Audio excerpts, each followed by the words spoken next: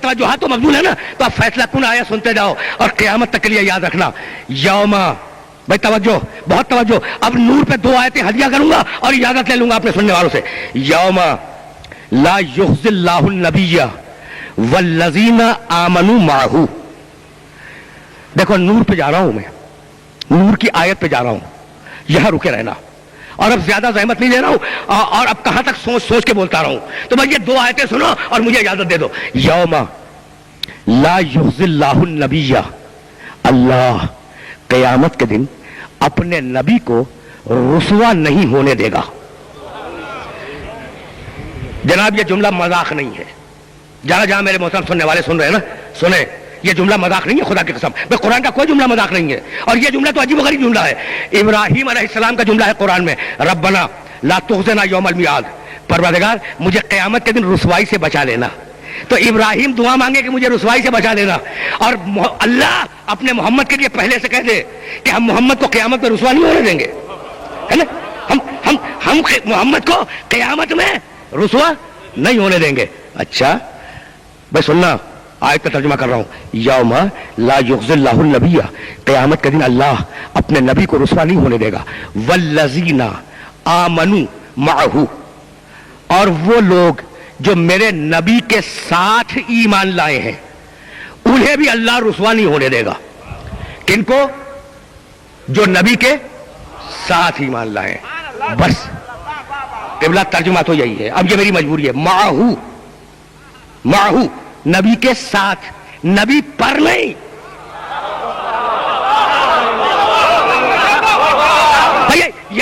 یہی تو فرق ہے امت میں اور اہل بیت میں. امت نبی پر ایمان لائے، اہل بیت نبی کے ساتھ ایمان لائے. توجہ رکھیے گا بھائی، اہل بیت تو رسول کے خون کے قطرے ہیں نا، رسول کے نور کے ذرے ہیں. بھائی توجہات مردو لگے گا. یوما لا یخزی اللہ النبی والذین آمنوا معہ، قیامت کے دن اللہ نبی کو رسوا نہیں ہونے دے گا، اور وہ لوگ جو نبی کے ساتھ ایمان لائے انہیں بھی رسوا نہیں ہونے دے گا. اب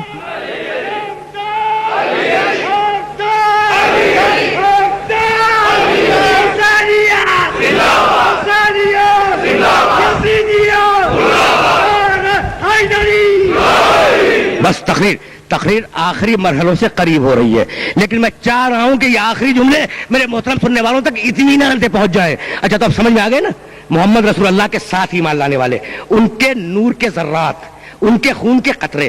یوم لا یخزی اللہ النبی والذین آمنوا معہ، اللہ قیامت میں اپنے نبی کو رسوا نہیں ہونے دے گا، اور جو لوگ نبی کے ساتھ ایمان لائے ہیں انہیں بھی رسوا نہیں ہونے دے گا.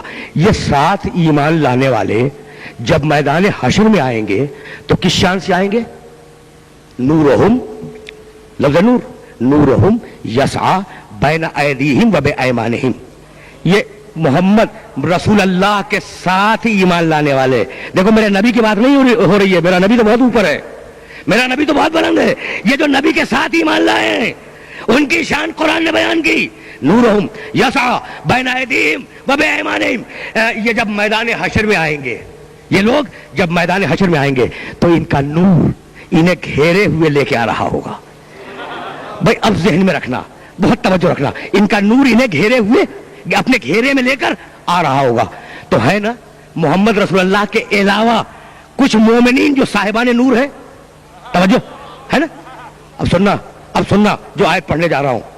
اور قبلہ ایک سورہ حدید کی آیت ہے، دوسری سورہ تحریم کی آیت ہے، اور یہ دونوں آیتیں خصوصیت سے آج میں ہدیہ کر رہا ہوں آپ کو. پہلی آیت آپ نے سن لی، اب یہ دوسری آیت سماعت فرمائیں.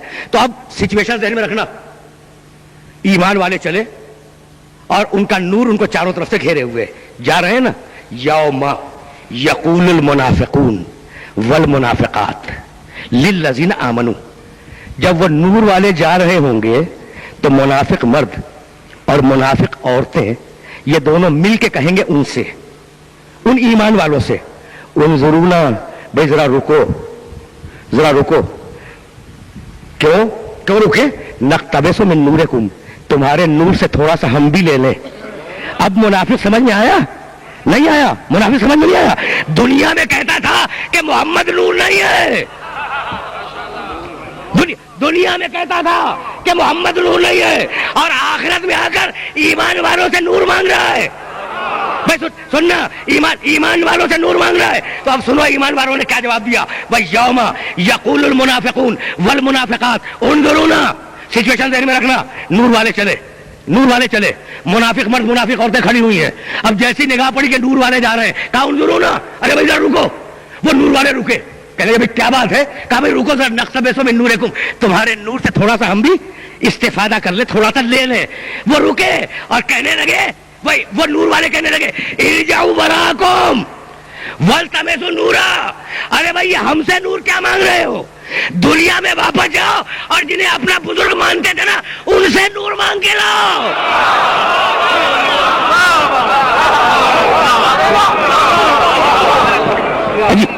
عجیب عجیب عجیب مراحل ہیں اور عجیب مسائل فکر ہیں.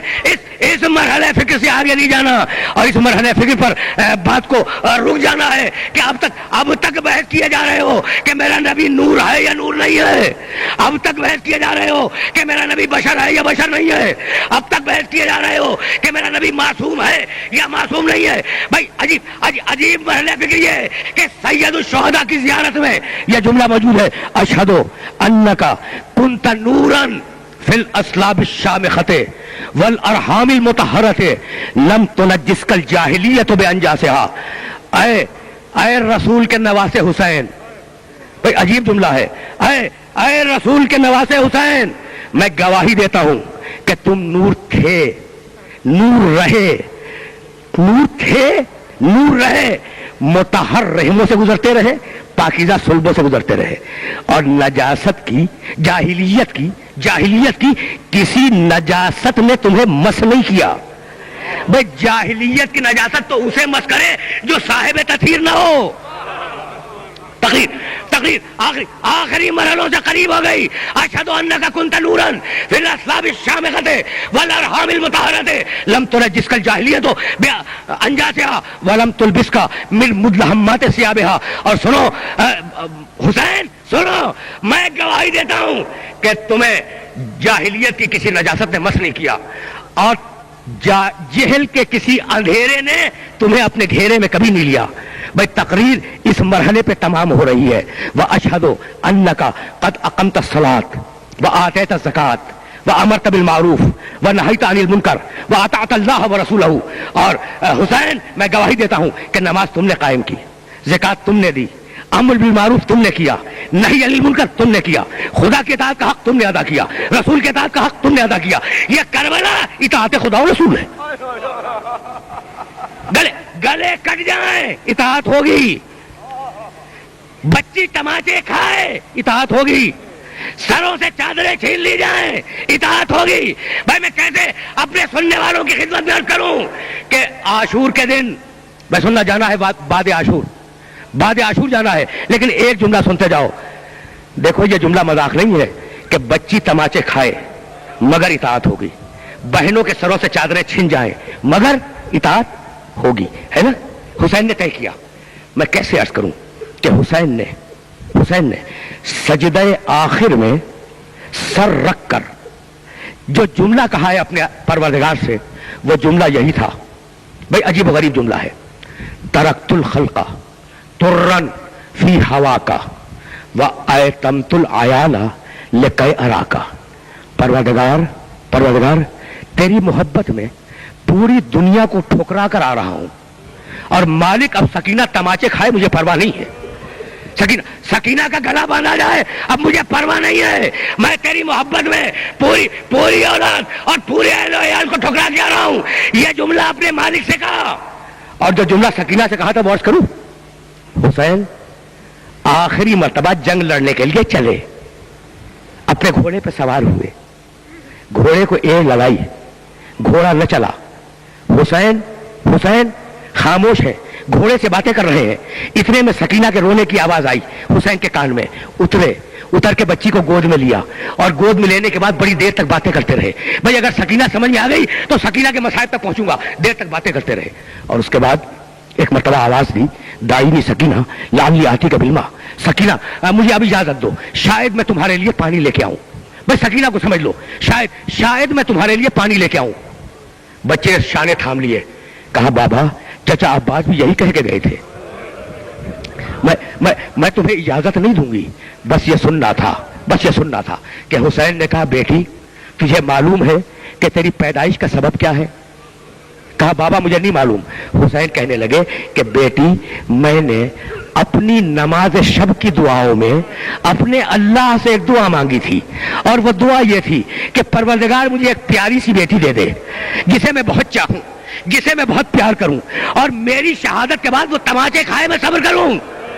تو سکینہ اس دعا کے بعد تم پیدا ہوئی ہو، تمہارے مقدر میں یتیمی ہے، میرے مقدر میں شہادت ہے۔ اب ایک مرتبہ جیسے ہی بچی نے سنا اپنے ہاتھوں کو کندھے سے ہٹا لیا اور کہا جاؤ بابا خدا حافظ۔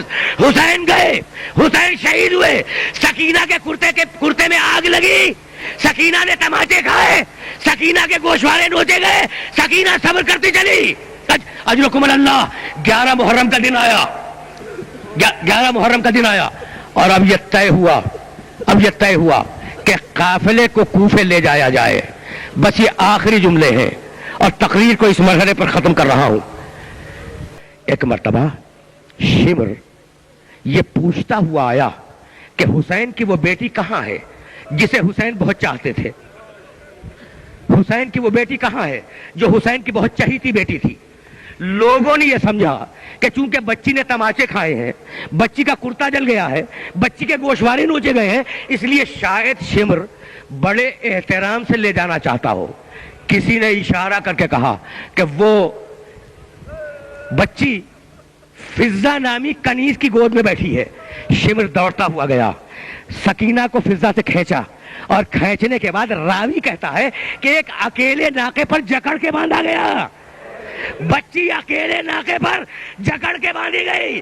کچھ دور ناکا چلا تھا کہ ناکے کی پیٹھ سے خون کے قطرے ٹپکے۔ شہزادی زینب نے اپنے آپ کو ناکے سے زمین پہ گرا دیا اور رو کے کہا جب تک سکینہ کھولی نہیں جائے گی قافلہ اس مقام کے آگے نہیں جائے گا۔ ایک مرتبہ سکینہ کو کھولا گیا تو دیکھنے والوں نے دیکھا کہ ناکے کی پیٹھ پہ بھی لہو ہے، سکینہ کے سینے پہ بھی لہو۔ وَسَيَعْلَمُ الَّذِينَ ظَلَمُوا أَيَّ مُنقَلَبٍ يَنقَلِبُونَ رَبَّنَا تَقَبَّلْ مِنَّا إِنَّكَ أَنْتَ السَّمِيعُ الْعَلِيمُ۔